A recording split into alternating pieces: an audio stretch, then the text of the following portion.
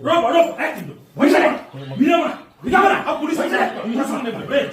police সামনে হি কালা বুঝি বাবা পোছা কালা চুই হইছে না হইছে না স্যার ক হইছে না ক ক গুলো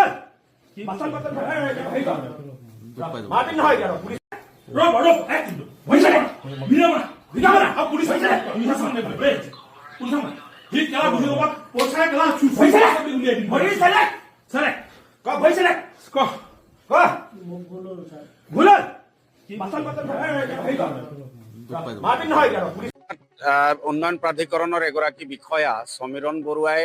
বিপুল ওৰাঙৰ নামৰ এগৰাকী চাহ জনগোষ্ঠীৰ যুৱকৰ ওপৰত যি ধৰণে আচলতে এক অত্যাচাৰ চলালে আৰু বৰ্তমানৰ সময়ছোৱাত যিটো সভ্য সমাজৰ এজন ব্যক্তি হিচাপে আমি সকলোৱে আৰু অসমবাসীৰ ৰাইজ সকলো মানুহ আচলতে লজ্জিত কাৰণ যি ধৰণে তেখেতক মাৰপিট কৰাৰ উপৰিও তেখেতক ভৰি চেলেকাই দিয়াৰ যিটো পৰিৱেশ এটা ৰচনা কৰা হ'ল এইটো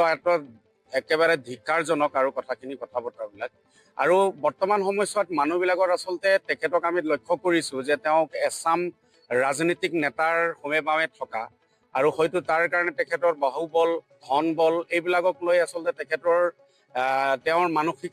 বিকৃত ঘটিছে বুলি আমি ভাবিছোঁ আৰু এগৰাকী সৰ্বসাধাৰণ মানুহক এনেকুৱা ধৰণে যিটো অত্যাচাৰ চলাইছে ইয়াৰ ক্ষেত্ৰত অসম চাহ জনজাতি ছাত্ৰ সন্থাৰ প্ৰতিক্ৰিয়া এটাই আৰক্ষীকো আমি সন্দেহ কৰিবলৈ বাধ্য হৈছে হয়তো তেওঁৰ ধনবলৰ কাৰণে নাইবা আৰক্ষীৰ এটা বুজাবুজিৰ কাৰণে হয়তো তেখেতক যেতিয়া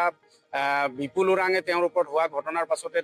দুটাকে থানালৈ গৈছিল আৰু আৰক্ষীক আচলতে তেওঁ এজেহাৰ দাখিল কৰিব চেষ্টা কৰিছিল কিন্তু তেওঁৰ এজেহাৰ গ্ৰহণ কৰিব পৰা হোৱা নাছিলে হয়তো ক'ৰবাত ৰাজনীতিক হেঁচা আছিলে নাইবা যোৰহাট আৰক্ষীয়ে এটা ভোজন পৰিমাণৰ ধনৰ লেনদেন বিনিময়ত এইখিনি কৰিছে এইটো আমি কেতিয়াও মানি নলওঁ ইতিমধ্যে কেছ এটা ৰুজু কৰা হৈছে আৰু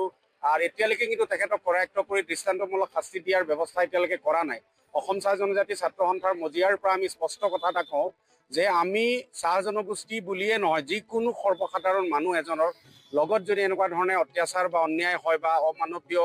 তাৰ লগতে মানৱ অধিকাৰ খৰ্ব কৰা যদি আমি দেখা পাইছোঁ এনেধৰণে কেতিয়াও সহ্য কৰা নহ'ব কৰায়ত্ব কৰিব লাগিব দৃষ্টান্তমূলক শাস্তি বিহিব লাগিব তেখেতক চাকৰিৰ পৰা বৰ্খাস্তও কৰিব লাগিব এইটো আমাৰ এটা দাবী আছে আৰু সদূৰ ভৱিষ্যতে সমাজ ব্যৱস্থাত এনেকুৱা ধৰণৰ যাতে ব্যক্তিৰ মনোবৃত্তি যাতে নেগেটিভিটি নাথাকে তাৰ প্ৰতি আমাৰ সকলো মানুহৰ প্ৰতি আহ্বান আছে চাহ জনগোষ্ঠীৰ এজন ৰাইজক এনেকুৱা বা চাহ জনগোষ্ঠীৰ এটা লোকক এনেকুৱা ধৰণে অত্যাচাৰ কেতিয়াও সহ্য কৰা নহ'ব প্ৰয়োজন হ'লে যদি দৃষ্টান্তমূলকভাৱে সময় বিষয়